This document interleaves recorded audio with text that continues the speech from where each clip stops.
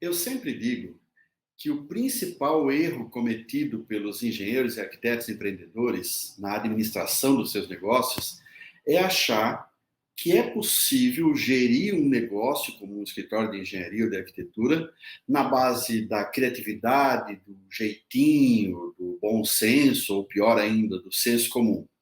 Na verdade, a administração é uma coisa séria que precisa ser embasada em conhecimentos técnicos, em conhecimentos teóricos. E é isso que a gente vai falar aqui hoje. Teorias da administração. Não saia daí.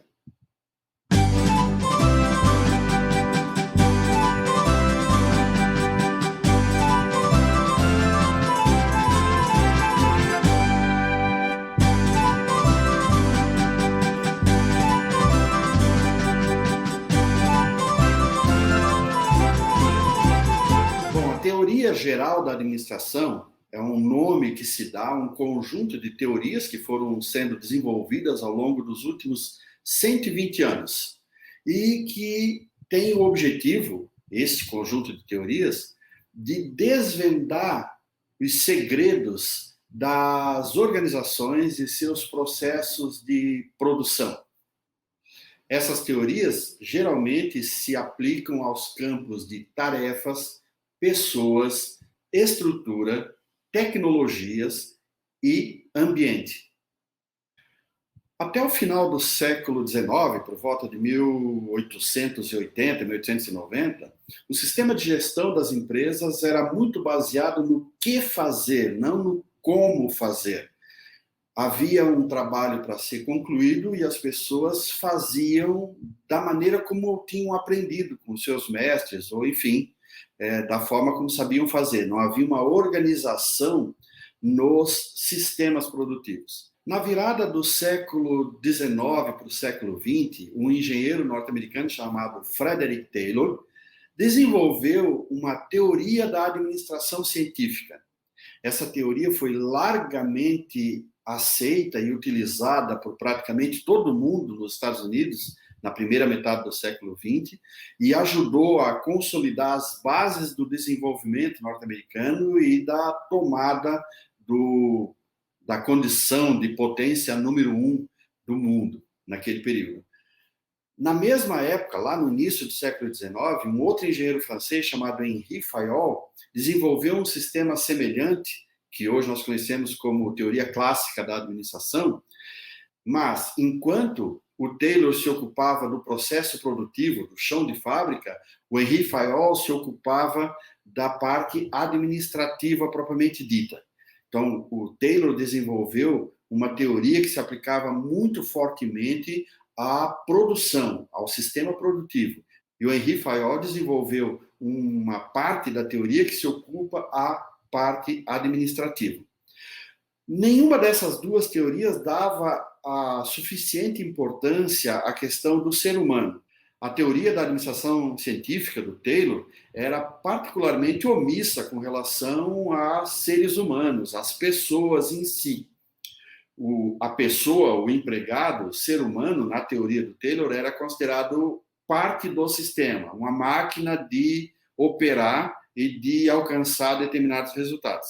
Evidentemente que essa perspectiva, essa visão que o Taylor tinha, foi bastante questionada por muitos pesquisadores, e o Elton Mayo, no início dos anos 1930, desenvolveu a teoria das relações humanas, que veio preencher essa lacuna dentro do conjunto das teorias da administração, mas que se antepunha frontalmente ao que era estabelecido pelo Taylor e, em certa medida, pelo Henri Fayol também.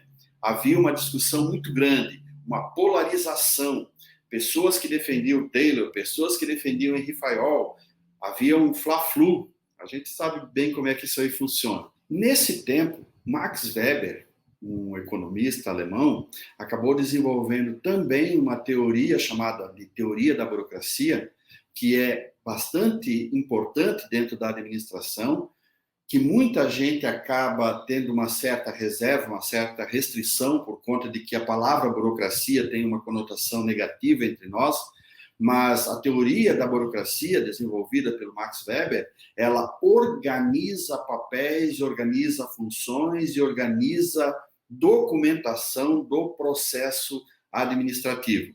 Nós, arquitetos e engenheiros que trabalhamos com papéis, que trabalhamos com documentação, precisamos conhecer a teoria da burocracia estruturalista do Max Weber.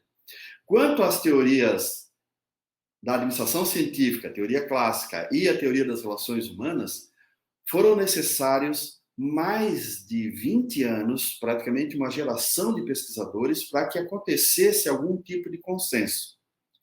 Esse consenso acabou acontecendo com duas novas teorias, a teoria neoclássica e a teoria comportamental. A teoria neoclássica e a comportamental nada mais são do que as duas teorias anteriores, a administração científica e relações humanas, revistas, reconstruídas.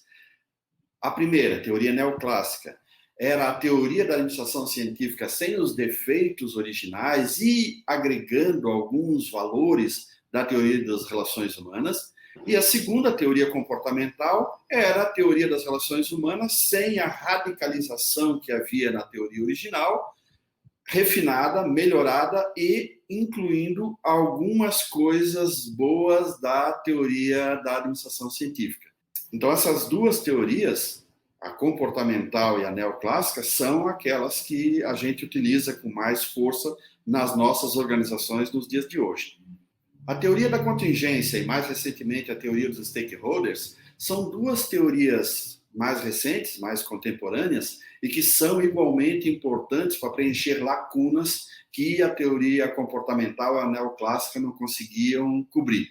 De uma maneira geral, a gente pode dizer que todo o arcabouço teórico que hoje os administradores têm à sua disposição para gerir as suas organizações, elas estão, de uma forma ou de outra, ligadas ou sedimentadas naquelas teorias lá de trás. A teoria da administração científica do Taylor, a teoria clássica do Henri Fayol, a teoria das relações humanas do Elton Mayo e a teoria da burocracia estruturalista do Max Weber. O que nós não podemos fazer, ou achar que podemos fazer, é tentar gerir, tentar conduzir os nossos escritórios sem ter conhecimento das teorias da administração. Por quê? Porque a transgressão às regras, às leis estabelecidas ou descobertas nessas teorias acabam causando grandes prejuízos.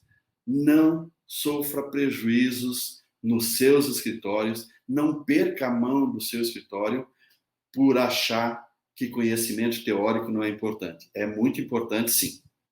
Na semana que vem, no próximo episódio, nós vamos falar sobre empreendedorismo, um pouquinho sobre características de empreendedores e definições essenciais de empreendedorismo.